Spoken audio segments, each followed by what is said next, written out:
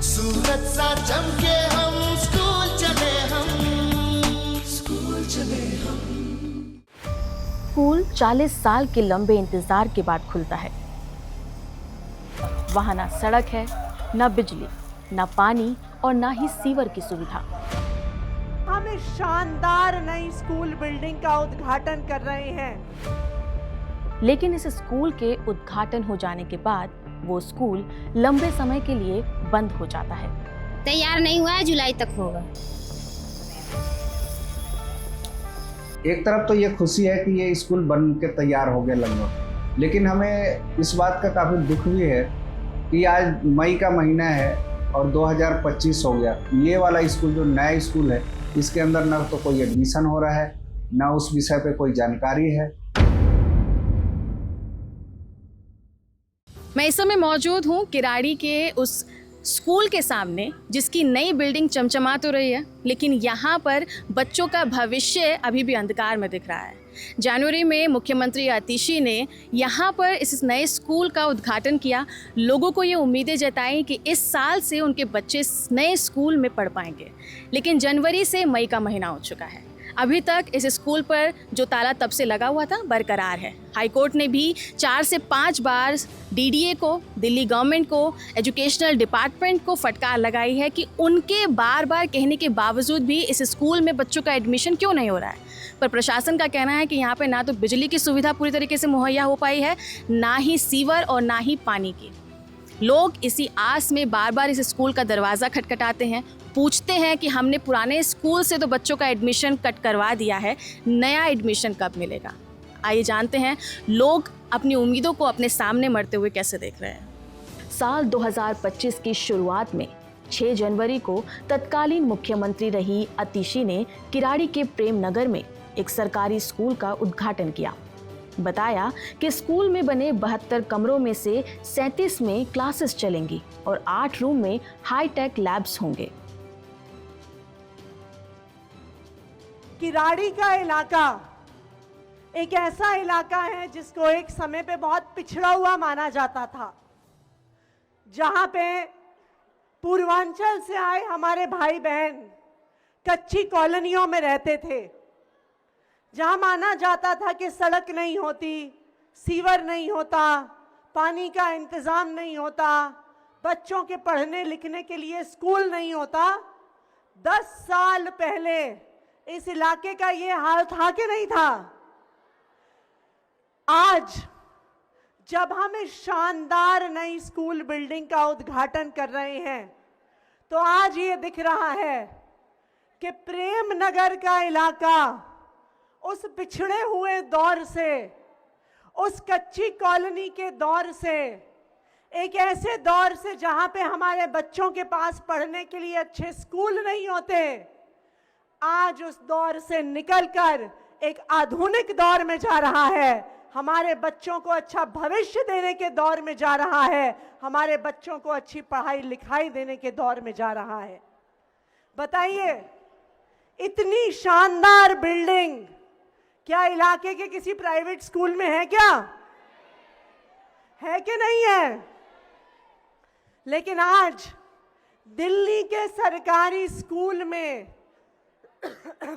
72 कमरों के स्कूल में आपके बच्चों को लैब मिलेगी, लाइब्रेरी मिलेगी, और मैंने तो शायद प्राइवेट स्कूल में भी नहीं देखा कि हमारे बच्चों को यहाँ लिफ्ट भी मिलेगी दिल्ली के शानदार सरकारी स्कूल में।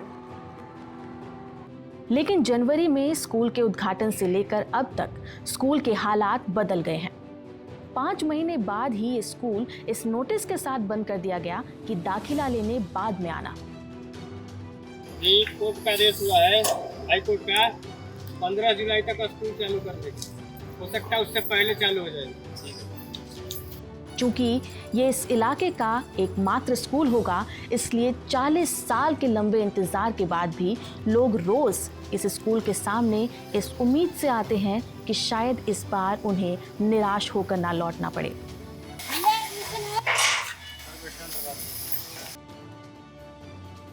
आसपास के लोगों ने अपने बच्चों का दाखिला यहाँ कराने के लिए पुराने स्कूल से उनके नाम कटवा दिए। इसका एडमिशन करवाना है आपने? बच्ची के कराना है कौन सी क्लास में? 11वीं में। तो इससे पहले कहाँ पढ़ रहा था बच्चा? अभी जखीरा पटेल नगर में। तो यहाँ पर अभी क्या बोल रहे हैं ये लोग? ये लोग अभी तैयार नहीं हुआ है, जुलाई तक होगा। जुलाई तक होगा। हाँ। तो उसके लिए क्या करना है? बीच बीच में ये कुछ नहीं बता रहे। बोल रहे हैं कहीं और करा लो, जब यहाँ चालू हो जाएगा तो हम यहाँ ले तो उनको लेंगे। बोला नहीं आपने कि 1 महीने में कहाँ करवाएंगे हम? कोई एडमिशन बोले हैं करा कहीं देगा? और करा लो आसपास में, फिर हम ले लेंगे यहाँ पे। आपके कितने बच्चे हैं यहाँ पर? मेरा एक बच्चा है, कौन सी क्लास में एडमिशन? 9वीं क्लास में। 9वीं क्लास में। हाँ, प्राइवेट पढ़ता था। मैं सोची जो मेरे पास में पड़ेगा, नज़दीक है, तो इसमें करा दूँ। तो आई थी तो सर बोले थे जे वो लाइन फॉर्म भर दो, और जहाँ आए तहाँ एडमिशन करा लो, आज जब ये चालू हो जाएगा तो हम लोग ले लेंगे। पहले कहाँ पर पढ़ता था आपका बच्चा? प्राइवेट DSM स्कूल में कितना पढ़ता दूर था। होगा आपके घर से? मेरे घर से अरे थोड़ा इधर से थोड़ा आगे तक होगा। तो पुराने स्कूल से नाम कटवा लिया आपने? हाँ, प्राइवेट पढ़ते थे ना सर। प्राइवेट 8वीं में पढ़ाई हूँ, तो मैं सोची अब सरकारी 9वीं से पढ़ा लूँ, तो वही। तो पढ़ते हो? हाँ, कहाँ? नागली 2 नंबर। कितना दूर है यहाँ से? यहाँ से ये 10 किलोमीटर। 10 किलोमीटर। हाँ। कैसे जाते हो फिर? पैदल जाते हैं, पटरी पटरी। कितनी देर में पहुँचते होगे फिर? कम से कम आधा घंटा लग जाता है। आधा घंटा? तुम भी वहीं पे पढ़ते हो? हाँ। सरकारी स्कूल है? हाँ, पढ़ाई कैसी होती है वहाँ पर? वहाँ पे तो सही होती है, मगर ये दिक्कत है, जाने की बहुत दिक्कत होती है वहाँ पटरी से। गली से रास्ता भी नहीं रहता है, हम धूप से जाते हैं, बहुत बीमार भी हो जाते हैं, और वह जाते नहीं है स्कूल पे तो एब्सेंट लगी रहती है, इसलिए से नाम भी काट देते हैं। तो इस स्कूल में कभी सोचा आने के लिए? हाँ, क्या बोल रहे हैं? इस स्कूल में बोल रहे कि तुम्हारा नाम जहाँ से कटा है वहाँ पे दोबारा एडमिशन लो, वहाँ से TC निकलवाओ, फिर उसके बाद यहाँ पे आके जमा करा दो। तो वहाँ से TC दे ही नहीं रहे, बोले यहाँ से स्कूल की ID लेके आओ, तो यहाँ से वहाँ लेके गए तो खाली घुमा ही रहे हैं। नांगलो यहाँ से कितना दूर पड़ता है तुमको? जाने में 20-25 मिनट लगता है पटरी से। पटरी से? ये रेल की पटरी हाँ, से? हाँ। कितने अकेले जाते हो कि सब बच्चों के साथ जाते हो? सब बच्चों के साथ जाते हैं। तो सारे बच्चे वहीं पे पढ़ते हैं? हाँ, अभी तो ये स्कूल बनी है। इस इलाके में स्कूल नहीं होने की वजह से यहाँ के बच्चों को नांगलोई, मुंडका और सुल्तानपुरी जैसे दूर दराज के स्कूलों में जाना पड़ता है। इसके लिए बच्चे 30 से 40 मिनट का सफर रेल की पटरी को पार करके तय करते हैं। स्कूल जाने वाले बच्चों के लिए यह रास्ता बहुत खतरनाक है। अक्सर यहाँ न सिर्फ लूटपाट होती है, बल्कि कई बच्चे यहाँ रेल के हादसों का भी शिकार हो जाते हैं। स्कूल के लिए यहाँ से अगर मतलब हम जाएंगे तो हमारा मतलब जो रास्ता है वो 40 से 45 मिनट का रास्ता है टोटल। बस प्रॉब्लम ये है कि रेलवे लाइन बीच में आती है। रेलवे लाइन के चलते ही मेरी सिस्टर एक्सपायर हो गई थी।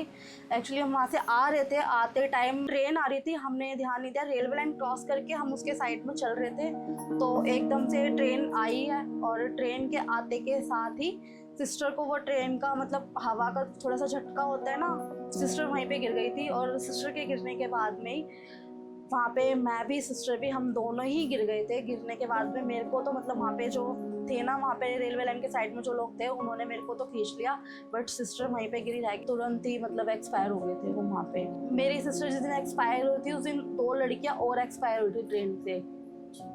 सिस्टर यहाँ पे मतलब बीच में हुई थी, एक मुंडका फाटक पे हुई थी और एक किराड़ी पे हुई थी। वो तीनों ही बच्चे स्कूल के थे। सरकारी स्कूल दूर होने की वजह से और हादसों के डर से कई माँ बाप ने तो अपने बच्चों को अभी तक किसी स्कूल में एडमिशन नहीं करवाया। बाहर से आए ये लोग मजदूरी करने वाले लोग हैं और अपनी रोज़मर्रा की ज़रूरतें भी मुश्किल से पूरी कर पाते हैं। ऐसे में ये लोग किसी प्राइवेट स्कूल में अपने बच्चों को नहीं भेज पाते।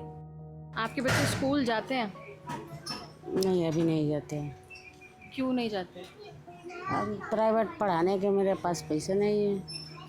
तो सरकारी स्कूल में भेज देते? अभी यहाँ कहाँ हुआ है, अभी चालू नहीं हुआ है। अच्छा। हाँ, चालू होगा, जाएंगे। बोली 2-3 बार गई थी, बोला कि चालू हो जाएगा तो एडमिशन होगा। लोगों की इस मुश्किल को कम करने के लिए कुछ लोगों ने इस इलाके में स्कूल खोलने का जिम्मा लिया था, जिसमें सबसे सक्रिय भूमिका निभाई मोहन पासवान ने, जिनकी लगातार कोशिशों के चलते DDA को जमीन देनी पड़ी और दिल्ली सरकार ने उस पर एक स्कूल खड़ा किया। मैंने यहाँ पे अपने क्षेत्र के जो उस टाइम के जो जनप्रतिनिधि थी उनसे संपर्क किया, और एक बार नहीं कई कई बार उनसे संपर्क किया। लगभग पॉलिटिकल लोगों का सेम वही चीज़ होता है कि कर रहे हैं, करेंगे, हम उनसे बात कर रहे हैं। तो ऐसे टाइम में कई बार ये होता है कि कर रहे हैं और सोच रहे हैं कि करते करते ना उनका वो पूरा टर्म निकल जाता है 5 साल और वो कुछ हो नहीं पाता है। मार्च में ये PIL डाला गया था और अक्टूबर नवंबर में ही है ना दिल्ली हाई कोर्ट ने इनको नोटिस किया, तो ये DDA और दिल्ली गवर्नमेंट दोनों कोर्ट में आई और दोनों ने ये बोल दिया था 4-5 महीने के अंदर ही उन्होंने ये बोल दिया था कि DDA ने कि हम ज़मीन देने को तैयार है, दिल्ली गवर्नमेंट ने बोल दिया कि हम स्कूल बनाने को तैयार है। तो ये पूरा मामला ख़त्म हो गया, 2019 में ही ये ख़त्म हो गया। ये 21 में इसकी नींव डाली गई और 21 से ये स्कूल बन रहा है, और आज जब हम बात कर रहे हैं तो ये 2025 है और मई का महीना है। तो एक तरफ तो ये खुशी है कि ये स्कूल बन के तैयार हो गया लगभग, लेकिन हमें इस बात का काफ़ी दुख भी है कि आज मई का महीना है और 2025 हो गया, तो लगभग मुझे लग रहा है कि ये 4-5 साल का समय हो गया। तो 4-5 साल में भी है ना, ये अब नया सत्र शुरू हो गया है। अभी तो खैर स्कूल की छुट्टी पड़ी है, लेकिन नया सत्र शुरू हो गया है। एडमिशन भी ऑनलाइन हो रहे हैं गवर्नमेंट स्कूलों में, लेकिन दुख की बात यह है कि अभी ये वाला स्कूल जो नया स्कूल है इसके अंदर ना तो कोई एडमिशन हो रहा है, ना उस विषय पे कोई जानकारी है। तो ये बन के तो तैयार है, लेकिन इसको देखा जाए तो अभी एक ऐसे खंडर की तरह ये पूरा बिल्डिंग तैयार खड़ा है, इसमें अभी कुछ भी काम नहीं हो रहा है। यहाँ के लोगों को सिर्फ और सिर्फ स्कूल चाहिए जो उनके घर के पास बन के तैयार है, और वो उन्हें मिल जाए तो मुझे लग रहा है कि इससे बेस्ट कुछ नहीं हो सकता है। हमने स्कूल में जाने की कोशिश की पर हमें बाहर ही रोक दिया गया। किस चीज का नोटिस? यहाँ स्कूल कब नोटिस से लगा था, बच्चे फाड़ दिए। दोबारा लगाइए, कब से शुरू हो रहा है एडमिशन? बाहर ना तो आम जनता के लिए किसी तरह का कोई नोटिस लगाया गया था और ना ही हाई कोर्ट के दिए नोटिस के अनुसार आसपास के इलाकों में किसी तरह का प्रचार प्रसार किया गया था। अब हमने 15 तारीख को मई में इसमें केस डाला और स्कूल का जो इस केस का जो सुनवाई था वो 21 मई को हुआ है, और 21 मई को सुनवाई हुआ तो फिर से एक बार कोर्ट ने दिल्ली सरकार की खिंचाई की है और उन्होंने ये बोला है कि ये बहुत ही दुर्भाग्यपूर्ण बात है कि आज 5-6 साल के बाद भी ये स्कूल शुरू नहीं हो पाया है। आज भी 5-6 साल पहले वाले हालात में है, तो इसको जल्दी से जल्दी शुरू किया जाए और ये पूरे विषय को है ना जो एजुकेशन सेक्रेटरी के सामने लाया जाए और वो इस पर विचार करे कि इसको जल्दी से जल्दी 15 जुलाई तक 15 जुलाई तक स्कूल को शुरू किया जाए और एडमिशन प्रक्रिया तो तुरंत शुरू किया जाए, और साथ में ये डिपार्टमेंट एजुकेशन डिपार्टमेंट एडमिशन के लिए प्रचार भी करेंगे जिससे कि लोगों को पता चले कि अब इस स्कूल के अंदर एडमिशन प्रक्रिया शुरू हो गया है। इस जजमेंट में कुछ खास बातों को हाईलाइट भी किया गया। अभी जो है हाई कोर्ट ने बहुत सख्त ऑर्डर पास किया है और उस ऑर्डर के हिसाब से 15 जुलाई तक ये स्कूल शुरू हो जाएगा, और हाई कोर्ट ने ये भी कहा है कि एडमिशन प्रोसेस जो है आप इमीडिएटली शुरू कर दीजिए, उसके लिए आप पब्लिसिटी भी करेंगे हैं, और जो चीज़ें भी वहाँ पे कमी है, पानी की दिक्कत है, सीवरेज की दिक्कत है, अप्रोच रोड की ज़रूरत है, तो जितनी भी एजेंसीज़ हैं उन सबको डायरेक्शन दिया है कि आप जो है वार फूटिंग के ऊपर ये काम करो, और जो हमारा एजुकेशन सेक्रेटरी है उसकी जिम्मेदारी बनाई है कि वो इंश्योर करेगा कि ये सारी फैसिलिटीज़ हो। अगर ये टाइमली एक्शन नहीं लेंगे तो हम दोबारा हाई कोर्ट को अप्रोच बीच में भी कर सकते हैं। मुझे लगता है कि सारी स्टोरी के अंदर जो सबसे दुख की बात है वो यही है कि जो former chief minister Atishi Singh थी, उन्होंने जनवरी के अंदर इसको इनॉग्रेट कर दिया जस्ट बिफोर इलेक्शन अपने पॉलिटिकल एडवांटेज के लिए, बिना इंश्योर करे हुए कि यहाँ पर बेसिक एम्यूनिटीज़ ही नहीं है। तो कोर्ट ने अपने जजमेंट में ये कहा है कि एक बड़ा दुख, मतलब एक तो इनकी खिंचाई करी है सरकार की कि बिना मतलब छोटी छोटी चीज़ें थी जिनको आप कर सकते थे, पूरा एकेडमिक ईयर में कम से कम स्टार्ट हो जाना चाहिए था, जो भी स्टार्ट नहीं हुआ है। फिर कोर्ट ने कहा कि सारा मामला जो है वो सेक्रेटरी एजुकेशन के सामने रखा जाए और वो इंश्योर करेगा कि जितनी भी शॉर्ट कमिंग्स हैं वो पूरी हो। फिर उन्होंने कहा कि एडमिशन प्रोसेस इमीडिएटली स्टार्ट किया जाए, इससे कि जिससे लोगों को ये विश्वास हो जाए कि हमारा एडमिशन होगा, है। तो वो एडमिशन और उसके पब्लिसिटी के लिए भी कहा।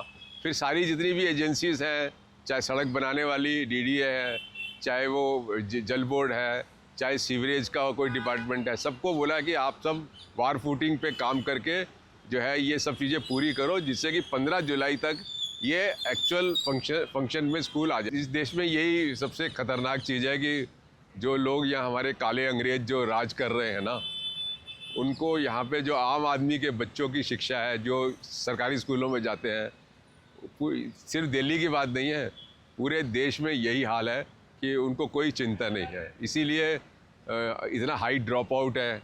50% बच्चे हिंदुस्तान के सरकारी स्कूलों में जो एनरोल्ड हैं आते ही नहीं हैं। 38-40% बच्चे ड्रॉप आउट हो जाते हैं। और स्कूल में जो बेसिक फैसिलिटीज़ हैं, 2009 में राइट टू एजुकेशन एक्ट आया है, उसके अंदर लिखा था कि कुछ बेसिक एम्यूनिटीज़ जो हैं, टीचर एडिक्वेट टीचर होंगे, टॉयलेट ब्लॉक फंक्शनल होगा, क्लासरूम होगा, बाउंड्री वॉल होगा, स्पेशल एजुकेशन के टीचर होंगे। पूरे देश के अंदर सरकारी स्कूलों की हालत जो है ना बदहाल है। तो दुख की बात है। मुझे लगता है कि सरकारों को सोचना चाहिए कि जब तक आम लोगों के बच्चों को वो अच्छी शिक्षा नहीं देंगे, ये देश कभी तरक्की नहीं कर सकता। मैं समझता हूँ कि अगर पेरेंट्स और बच्चे अवेयर्ड हो जाएं और एक तरीके से पैरा लीगल बन जाएं, कानूनी लड़ाई लड़ने के लिए खुद तैयार हो जाएं, तो मैं ये समझता हूँ कि हिंदुस्तान के जो सरकारी स्कूल है ना, 6 महीने में इसका नक्शा बदला जा सकता है। लेकिन अभी तक हम ये देख रहे हैं कि जो पेरेंट्स हैं या स्कूल में जो बच्चे पढ़ते हैं, वो कहीं आवाज़ उसको उठा नहीं रहे। तो वक्त आ गया कि वो सब अपनी आवाज़ उठाएं और लीगल तरीके से उठाएं। जहां एक तरफ महानगर में निजी स्कूलों में लूट मची हुई है, वहीं दूसरी तरफ मध्यम और गरीब वर्ग के लोगों के लिए आशाओं का ये सरकारी स्कूल खंडर बना खड़ा है। और एजुकेशन डिपार्टमेंट, डीडीए और दिल्ली सरकार की इस लापरवाही का खामियाजा भुगत रहे हैं 4000 से भी ज्यादा बच्चे, जिनका भविष्य अधर में लटका हुआ है।